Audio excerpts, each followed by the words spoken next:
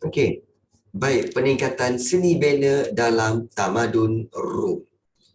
Baik, kalau kita lihat di sini, okey. Peningkatan seni bina dalam tamadun Rom. Pepatah ada menyebut Rom tidak dibina. Okey. Okey, dalam sehari. Ingat, Rom maksudnya Rom ini sebenarnya adalah tidak dapat disiapkan dalam satu hari.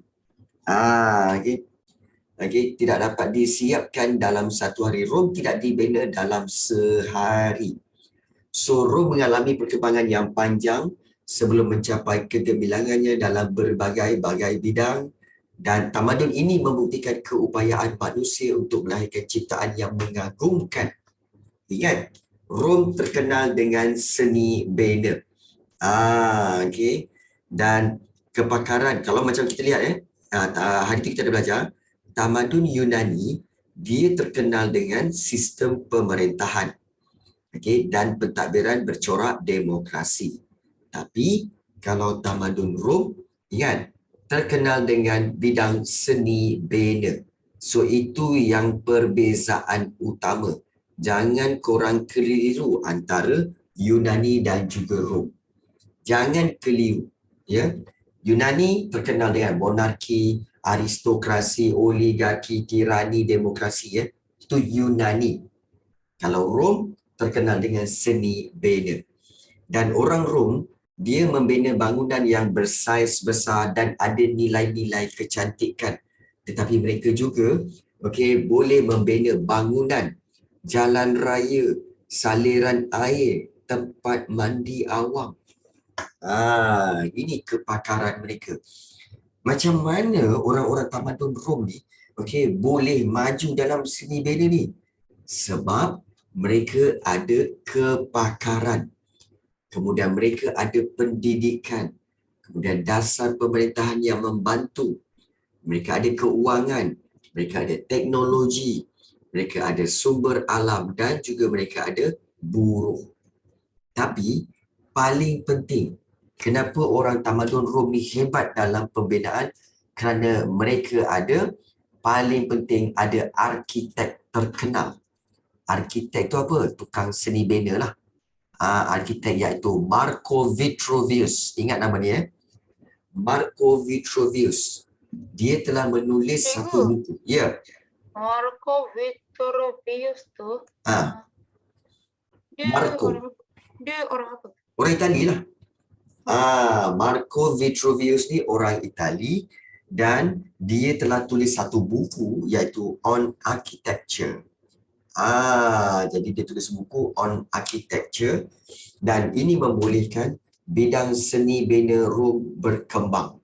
Sebab semua orang boleh belajar tentang bagaimana tentang pembinaan seni bina, bangunan-bangunan dan sebagainya. Jadi sistem pendidikan yang praktikal dalam tamadun Rom turut memainkan peranan melahirkan golongan warga negara yang mahir dalam pelbagai bidang termasuklah seni bina. Baik, mereka dah ada arkitek iaitu Marco Vitruvius. Kemudian seni bina Rom ini pula disokong oleh pihak pemerintah dia iaitu pihak pentadbir dia. Siapa pentadbir yang terkenal? Marcus Vicinius Agrippa. Nampak ni? Cuba korang sebut. Marcus Vicinius Agrippa. Marcus Vicinius Agrippa. Marcus Vicinius Agrippa. Jadi, tadi mula-mula Marco Vitruvius, sekarang ni Marcus Vicinius Agrippa. So, apa yang dia bantu?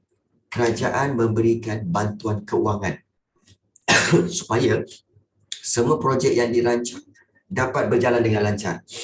Dan gabungan antara teknologi zaman Yunani dengan teknologi Rom seperti penggunaan simen. Zaman itu dah menggunakan simen dan penekanan kepada aspek ketahanan dan nilai-nilai estetika. Baik, mungkin ramai yang tak tahu, cikgu, apa itu nilai estetika? Baik, nilai estetika. Take note benda ni kalau korang tak tahu, cikgu berikan maksud dia.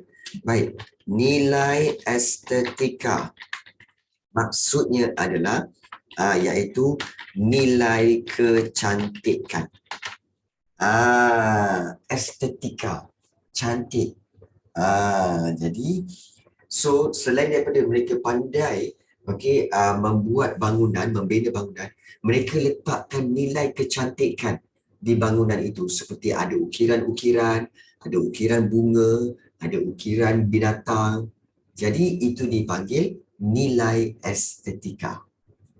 Jadi, golongan buruh yang sebahagiannya daripada golongan hamba juga memberikan sumbangan dalam perkembangan seni bina di Rom. Baik, korang tengok betul-betul, inilah dia gambar Marco Vitruvius, iaitu dia adalah seorang arkitek dan dialah yang menulis buku on architecture. Ini dia buku on architecture. Dan kemudian usaha-usaha kecantikan bangunan ini semua dan seni bina ini telah dibantu oleh pihak pentadbir, iaitu salah seorang dia punya pentadbir Rom, iaitu Marcus Vicinius Agrippa. So ini orang dia. So kamu kena tahu ini ada gambar Marco Vitruvius dan juga Marcus Vicinius Agrippa. Okey. Baik. So, inilah dua orang, seorang arkitek, seorang lagi pihak pentadbir yang telah memajukan seni bina Rom. Baik. Secara umumnya, bangunan-bangunan dalam tamadun Rom ni, dia ada persamaan. Persamaan ciri-ciri. Dan ciri-ciri ini memang dia warisi sejak zaman Yunani lagi. Jadi, ada persamaan ciri-ciri tertentu dalam bangunan di tamadun Rom ni tau. Iaitu kalau kita lihat ciri pembinaan bangunan dalam tamadun Rom, ini dia. Kalau dalam tamadun Rom dia akan bina satu bangunan yang besar, dan kalau kita lihat bangunan yang besar tu dia ada kubah. Kubah dia berbentuk bulat. Kubah tu yang mana cikgu? Yang ini. Ni kubah berbentuk bulat. Itu. Kemudian bumbung dia pula, kalau kita lihat bumbung dia, dengan mempunyai struktur yang melengkung. Struktur yang melengkung. Kemudian biasanya bangunan dia, saiz dia memang besar-besar. Saiz memang besar-besar. Kemudian penggunaan siling. Siling ni maknanya kat dalam tu, dia bukan nampak tiang-tiang tau. Tapi dia ada siling, maknanya dia menutupi bumbung tu daripada bahagian dalam. So siling, ada penggunaan siling. Dan kemudian penggunaan marmar. Ada batu-batu marmar yang cantik-cantik. Kemudian ada hiasan dalaman, maknanya ada pelbagai hiasan dalam bangunan itu. Dan batu dilepa dengan simen. Atas kubah ada bumbung, lain macam. Atas kubah tu ada bumbung untuk menahan daripada hujan. Tudung ke kubung? Bumbung. Niat tudung. Bukan. Mana ada bangunan pakai tudung? Baik.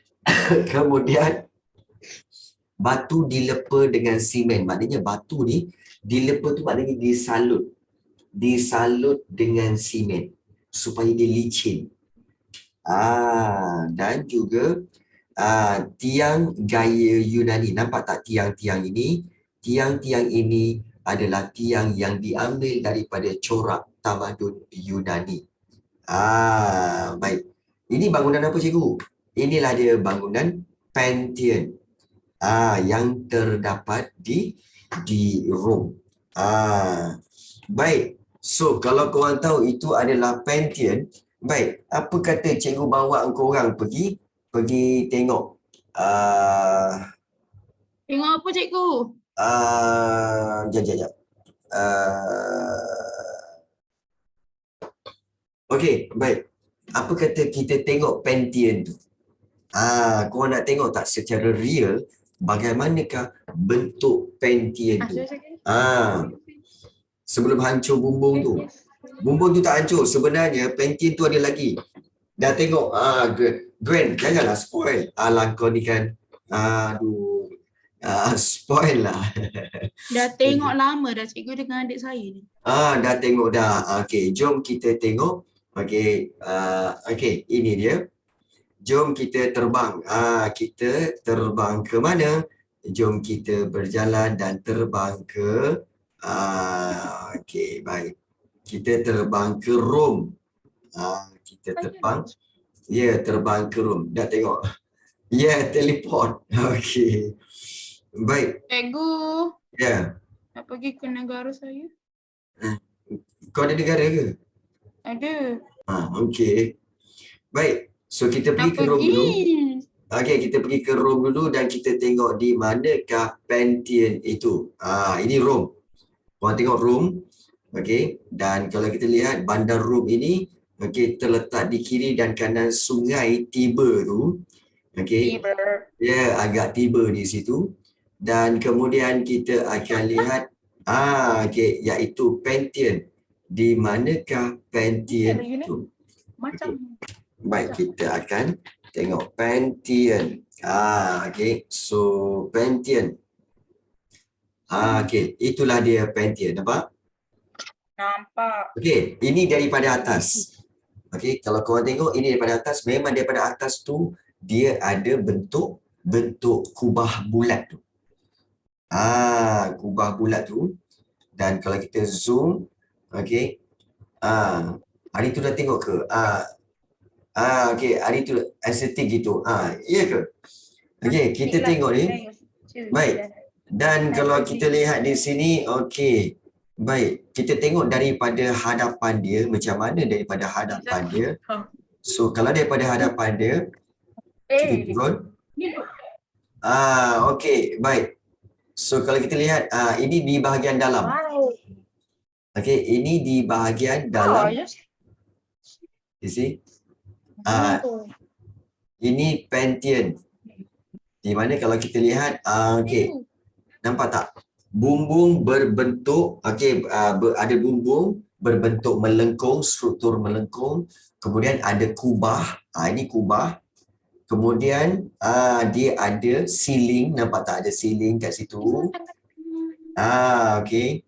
Design dia cantik memang. Okey, kemudian kalau kita lihat ada tiang-tiang.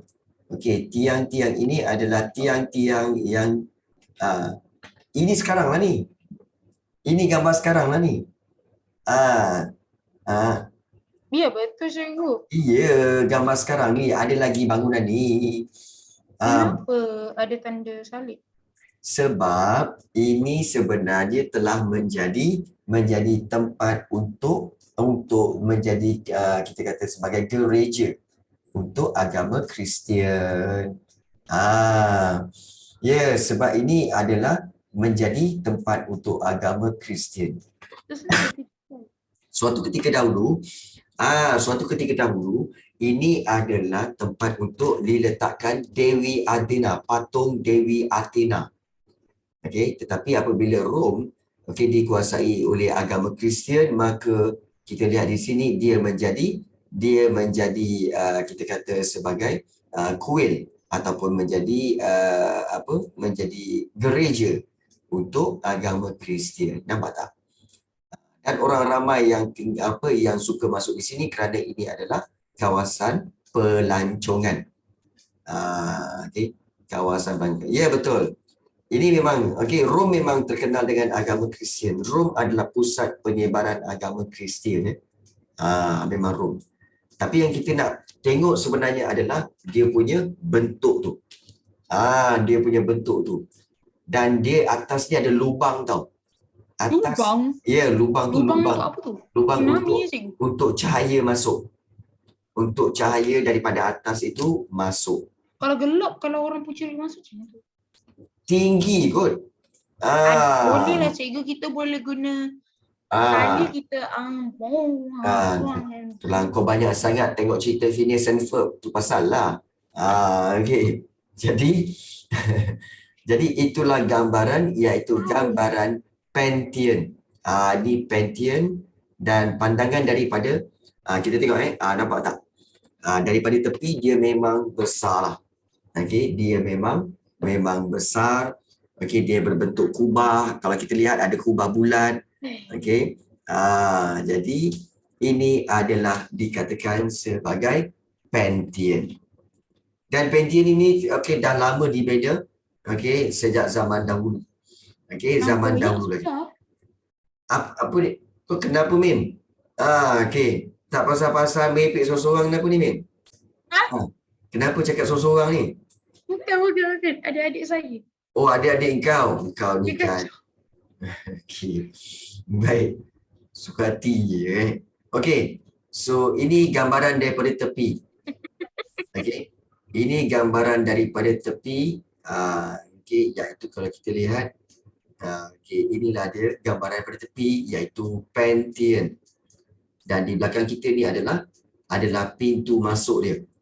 Itu daripada luar. Okey, itu daripada luar Kalau kita tengok daripada luar, okey, iaitu okey, ini dah masuk ke dalam. Okey.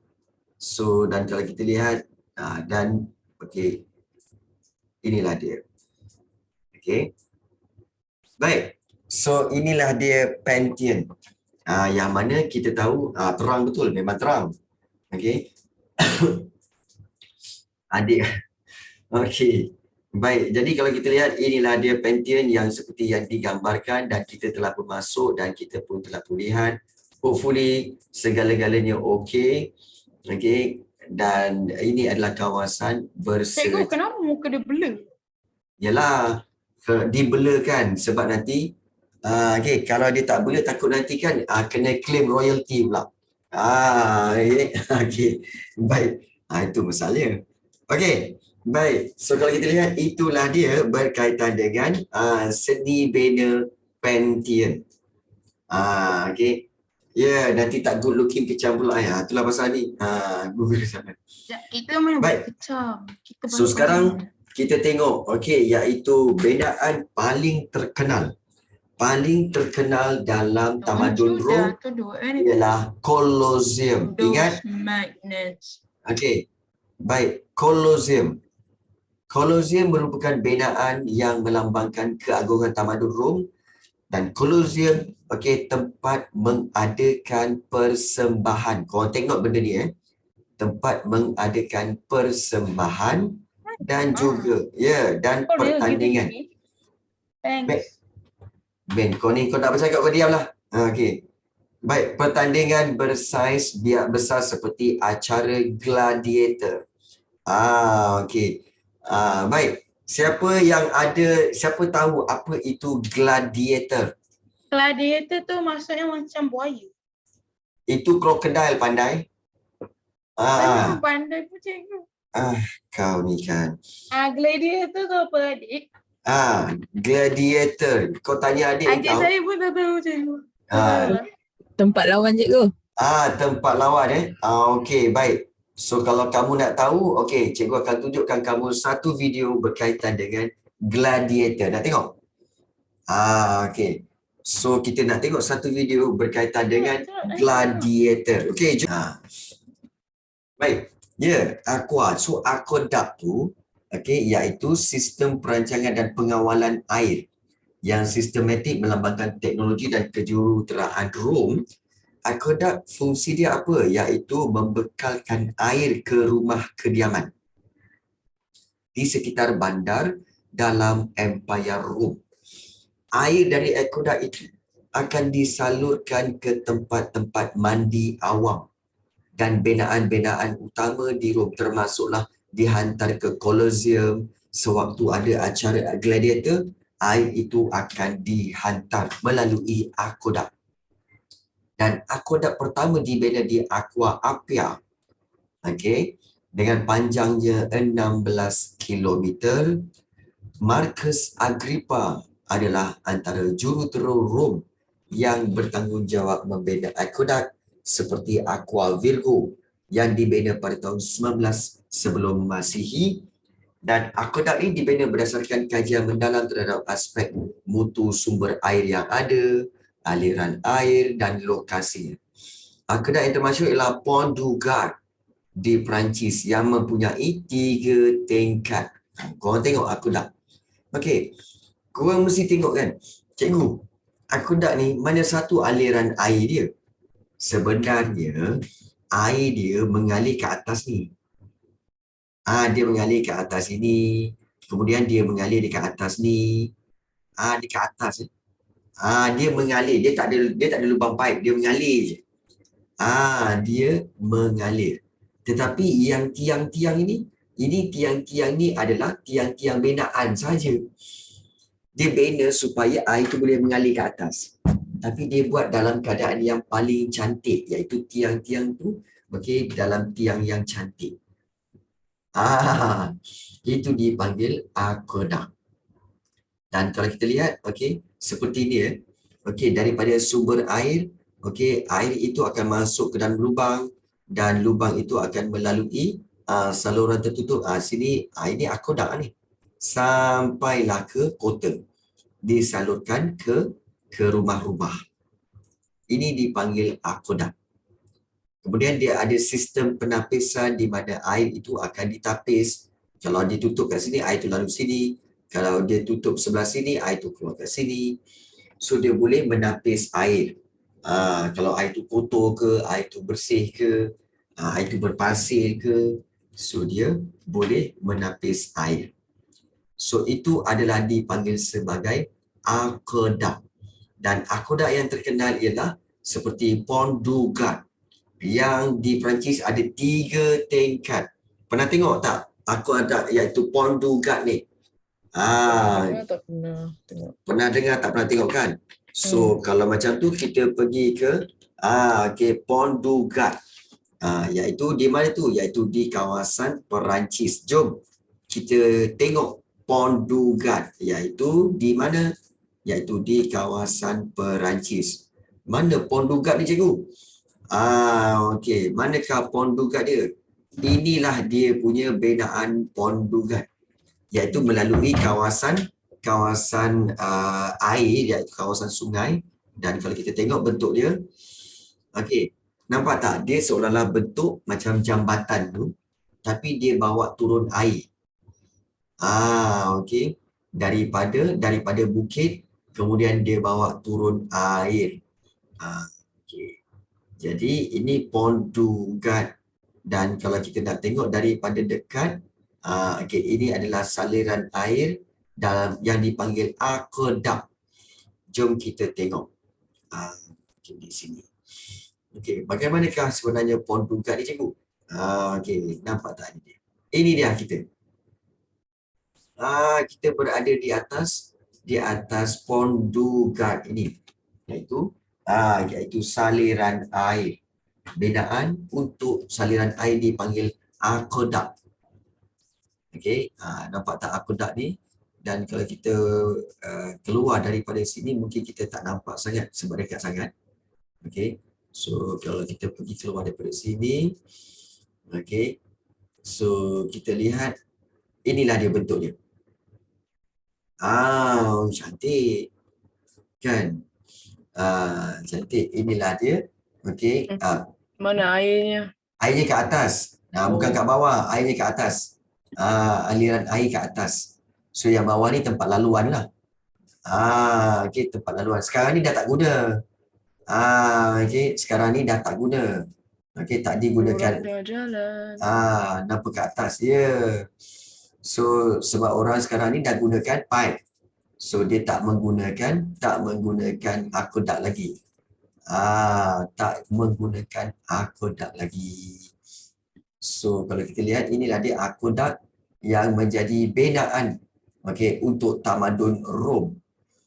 Dan dia akan salurkan ke kawasan-kawasan di sekitar kawasan-kawasan Rom untuk kawasan rumah. Dapat tak? Cantik binaan dia.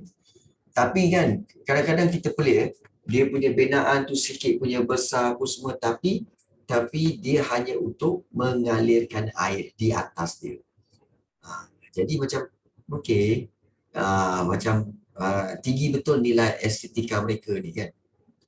Cikgu rasa seram tak bila malam? Bila malam rasa seram Bila malam rasa seram. Macam nak cakap bila malam rasa seram? Bila malam-malam lah gelap. Ada kes ke kat situ? Cikgu rapping ni. Bila malam gelap. Gelap je lah kan. Ini gambaran daripada mana ni? Gambaran daripada jauh. Ada kes ke kat situ? Tak ada kot. Tapi ini memang sebenarnya adalah kawasan bersejarah yang mana kita nampak ada aqueduct di hujung tu. So aqueduct adalah binaan untuk mengalirkan air. Okay. So bila gelap jangan fikir bukan-bukan. Memanglah kan, bila gelap jangan fikir bukan-bukan. Bila gelap apa yang korang kena buat? Bila Tidur. ada pula bila malam, bila gelap, okey, apa yang anda buat? Carilah, Tidur. bukalah lampu. Tidur. Bukalah. Tidur. Kau tidur memang sahabat baik. Korang semua form 1 memang sahabat baik dengan tidur. So, Memang. ada masa je tidur, ada masa je tidur. Ada tidur je masa, ada tidur je masa. Terbalik. Kan. Jadi, memang tidur dengan Sebab kamu. depress. Ya, depress. Yes. Baik. Dan kemudian kita lihat, cikgu, kalau saya takut doa je. Baik. Okay, kalau takut doa. Baik. Kemudian kita lihat juga iaitu adanya jalan raya di mana Tamadun Rum juga ada membina jalan raya. Dan kenapa tujuan jalan raya dibina? Jalan raya dibina adalah untuk kegunaan tentera. Tentera, dan dia menggunakan banyak batu-batu besar, batu kecil, batu kerikil supaya tahan dan kuat menahan beban serta pergerakan pasukan tentera. So jalan raya Rom ni kalau kamu tengok memang batu dia besar-besar. Supaya apa? Yang nak lalu tu ialah pasukan tentera dengan pelbagai meriam, dengan angkatan tentera yang bawa senjata semua kan. Jadi jalan raya dia kena tahan lah, kena keras. So itu pun jalan raya dibina oleh siapa? Rom. Tamadun Rom. Bagus. Dan terdapat batu tanda, maknanya batu tanda bagi menunjukkan jarak satu kawasan tu dah sampai kilometer berapa dah. Kemudian di tepi jalan raya ada dibina longkang supaya alirkan air, supaya air itu tidak bertakung di atas jalan raya. So ada longkang di tepi-tepi jalan raya. Bagus. Dan kalau kita lihat juga adanya tembok pertahanan, iaitu yang terkenal ialah tembok Hadrian. Di mana tembok Hadrian ini adalah tembok pertahanan yang bertujuan melindungi Tamadun Rom daripada serangan musuh. So tembok ini juga akan menjadi pemisah antara kawasan yang terletak di bawah kuasa Rom dengan kawasan yang bukan wilayah Rom. So diasingkan menjadi sempadan. Jadi seni membina tembok pertahanan ini telah bermula sejak tahun 100 Masihi menggunakan batu yang disusun memanjang serta mencapai ketinggian sehingga 5 meter. Selain itu terdapat beberapa kubu-kubu kecil yang dibina sebagai mile castle. Mile castle tu maknanya setiap satu batu ada dia punya kubu kecil dan dia akan letakkan tentera di situ.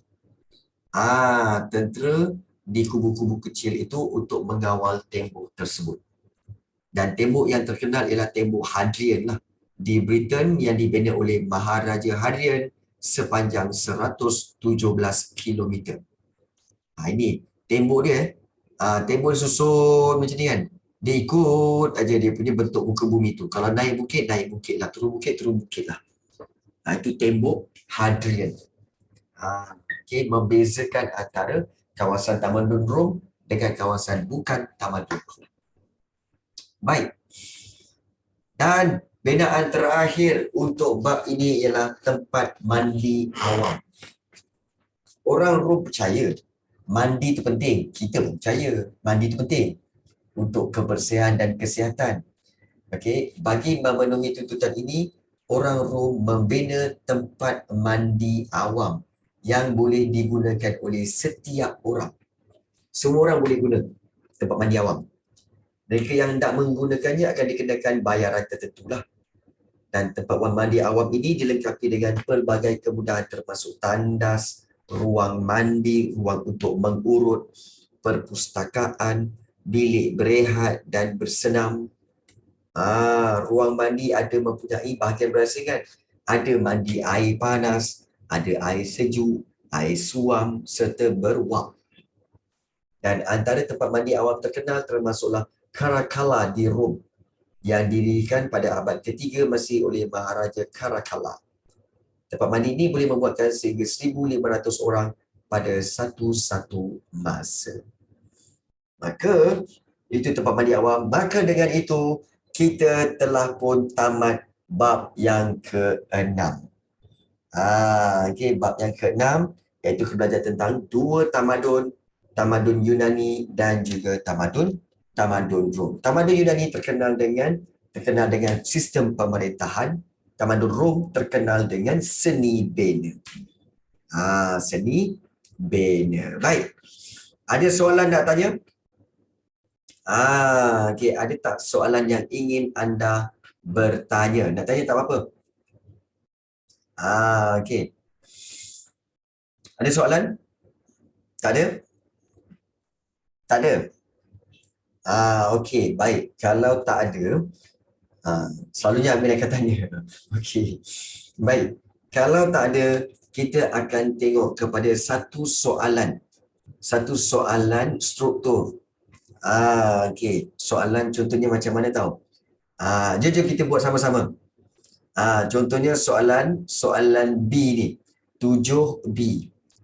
Berdasarkan pengetahuan sejarah anda, mengapakah masyarakat Athens memilih untuk melaksanakan sistem demokrasi berbanding dengan sistem lain? Macam mana nak jawab soalan ini? Baik, soalan ini kita bagi, contohnya kita bagi empat markah. Katakanlah soalan ini 4 markah. Macam mana nak jawab soalan esei macam ni, cikgu? Baik, sebenarnya nak jawab dia senang sahaja. Okey, iaitu so cikgu, korang boleh take note benda ni Korang boleh take note benda ni untuk soalan ini. Okey. Iaitu soalan dia berdasarkan warna putih. apa dia? Nampak apa? Putih. Nampak tak cikgu tulis apa-apa? Belum lagi. Okey, mengapakah Baru nampak. masyarakat Athens memilih untuk melaksanakan sistem demokrasi berbanding sistem lain. Baik, berbanding sistem lain. Okey, baik. So kalau begitu kita tengok dia nak bagi 4 markah.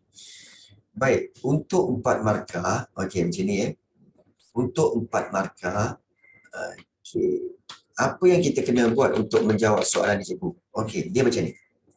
Kepada semua para pelajar, cikgu nak latih kamu untuk menjawab soalan Untuk menjawab soalan struktur dan esei. Cara dia begini.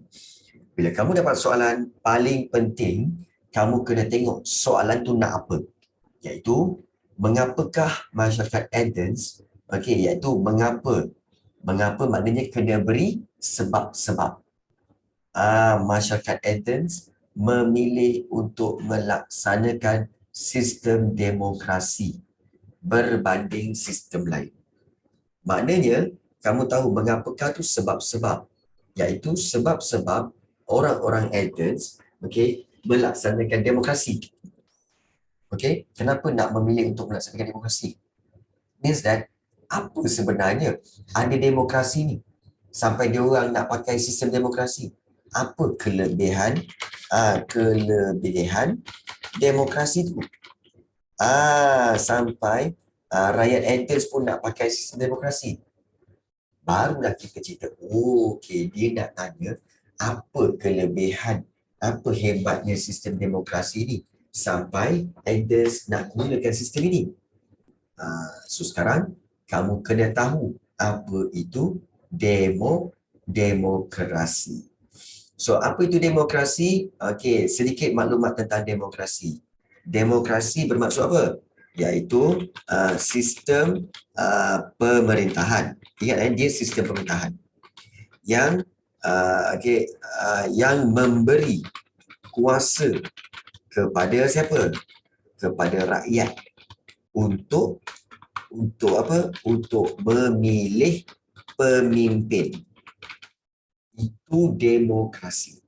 take note betul-betul sistem pemerintahan yang memberi kuasa kepada rakyat untuk memilih pemimpin. Oh, okey, itu satu. Oh, faham. Okey. Baik. Kemudian macam mana dia nak pilih pemimpin tu cikgu Oh, demokrasi dia akan pilih cara pemilihan tu macam mana? Cara pemilihan melalui apa? Melalui pengundian atau pilihan raya lah pada masa kini. Ya, pada masa kini. Tapi pada masa dulu tu, okey, mereka buat pemilihan melalui pengundian. Melalui pengundian. Jadi, kenapa masyarakat Athens memilih melaksanakan sistem demokrasi ini? Kerana ia memberi kuasa pada rakyat untuk memilih pemimpin dan cara memilih pemimpin adalah pengundian. Jadi, okey. Jadi, apa kebaikan, apa kelebihan demokrasi ini? Iaitu rakyat boleh memilih memilih pemimpin yang baik dan sesuai untuk mentadbir negara. Jika terdapat kesilapan dalam memilih pemimpin, pemimpin iaitu rakyat. Rakyat boleh menukar pemimpin melalui pengundian seterusnya. Seterusnya. Begitu. Jika terdapat kesilapan lah jika terdapat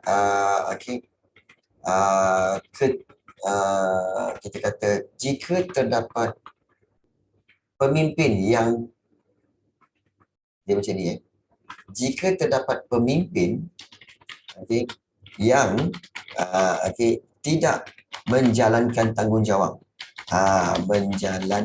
tanggungjawabnya, rakyat boleh menukar pemimpin melalui pengundian seterusnya. Baik. So sekarang inilah dia. Baik. So sekarang ini bila kita lihat soalan nak bagi 4 markah. So dengan poin-poin ini cukup tak 4 markah? Cukup tak 4 markah? Cikgu tanya korang, cukup tak 4 markah? Ni ada 1, 2, kemudian ini rakyat boleh memilih pemimpin yang baik. Jika terdapat pemimpin, rakyatnya boleh menukar pemimpin melalui pengundian. Cukup kan? Cukup. Cukup dah 4 markah. Jadi bila kamu dah tahu, dah cukup dah 4 markah. So sekarang dah tahu apa poin dia. Kita tahu 4 markah ni maknanya apa? Kita kena at least ada 4 isi. 4 isi. Dan juga kalau 4 isi itu biasanya kalau cikgu syorkan 2 fakta dan juga 2 huraian.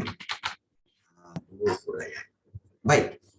So sekarang dah ada fakta, dah ada huraian dia apa semua. So kita mula menjawab. Nak menjawab mesti mulakan dengan ayat soalan. Iaitu mesti ambil berdasarkan pengetahuan sejarah saya. Ini kena ambil. Masyarakat Athens memilih untuk melaksanakan sistem demokrasi berbanding sistem lain kerana dia begitu. Nak bina ayat jawapan soalan esei ataupun soalan struktur mesti ambil daripada ayat kepala soalan, iaitu berdasarkan pengetahuan sejarah saya. Anda tu tukar pada saya. Masyarakat Athens memilih untuk melaksanakan sistem demokrasi. Kerana tak perlu ambil semua pun tak apa. Kerana kita sambung dengan poin yang pertama. Kerana sistem pemerintahan ini kita ulas sikit ayat. Memberi kuasa kepada rakyat untuk memilih memilih pemimpin. Okey. Okey. Dan kita boleh tulis lagi iaitu cara pemilihan pemimpin di Athens adalah pengundian. Pengundian di mana? Pengundian dalam Dewan Perhimpunan. Okay. Dan kemudian cukup ke tu? Tak cukup. Itu baru 2 markah. Next point. So bila kita next point, ingat sila buat another perenggan. So jangan sambung terus buat satu perenggan. Nah, kalau kita boleh buat 2 perenggan lagi baik. Supaya kita lebih mudah untuk apa? Untuk berikan yang kemas kepada guru-guru kamu untuk periksa. Baik. Jadi kemudian seterusnya, selain itu, mulakan dengan penanda wacana. Selain itu, sistem demokrasi ini, demokrasi ini membolehkan rakyat memilih pemimpin yang baik dan sesuai untuk mentadbir negara.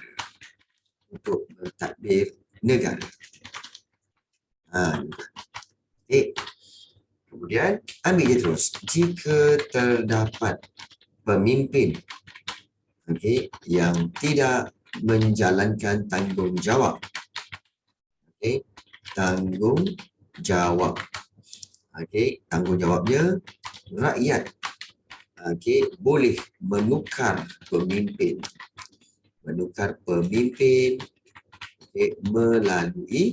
melalui pengundian seterusnya. So dengan itu cukup untuk 4 markah.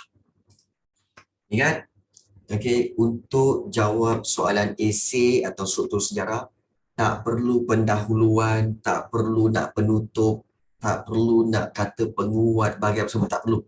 Straightforward. Straightforward. Ambil je mula-mula ayat tu daripada ayat soalan, sambung terus dengan fakta yang pertama, kemudian huraian yang pertama, kemudian sambung dengan fakta yang kedua, terus dengan huraian yang kedua. So cukup ini 1, 2, 3, 4, maka cukuplah 4 markah untuk kamu dapat full mark. Begitu. Jadi itu cara bagaimana untuk kamu menjawab soalan struktur ataupun esei yang ada 4 markah. Baik. Boleh faham? Korang tengah ambil jawapan ni? Tengah ambil jawapan ya?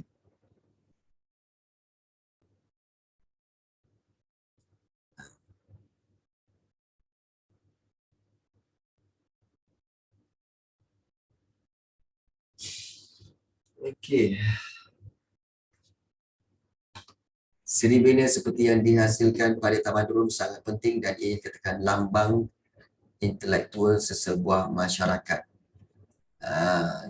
Huraikan pendapat anda. Baik.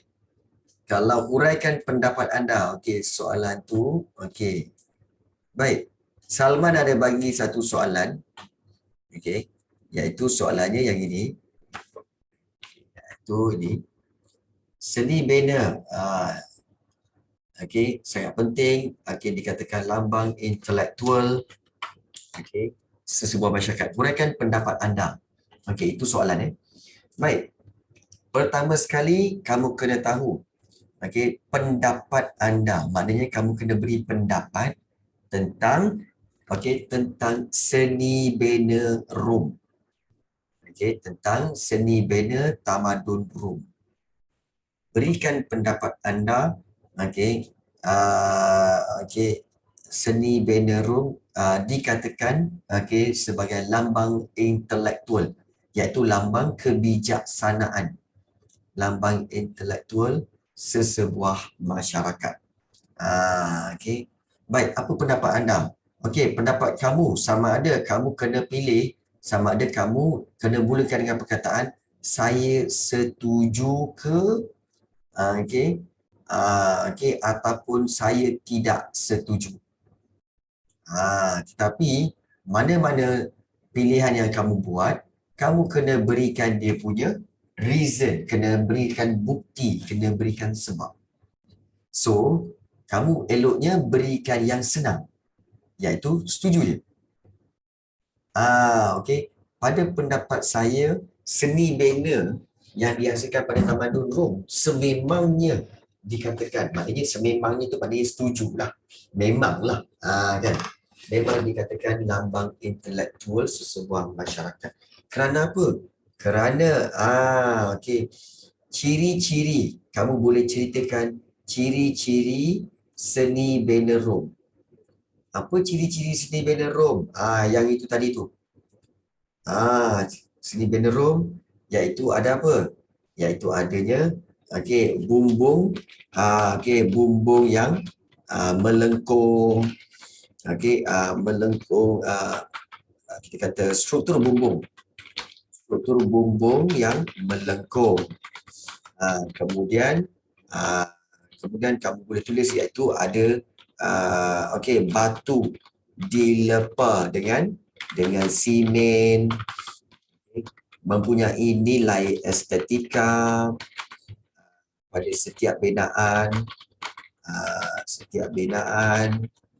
Itu ciri-ciri dia. Uraikan pendapat anda, ya. Tamadun Rom ni memang sebenarnya telah dikatakan lambang intelektual kerana ciri-cirinya seperti ini semua, kan. Kemudian kamu juga boleh bagi tahu tentang binaan-binaan yang telah dibina oleh Tamadun Rom, iaitu seperti Colosseum. Kemudian kamu boleh mentionkan tentang Pantheon, kemudian juga boleh mentionkan tentang Aqueduct,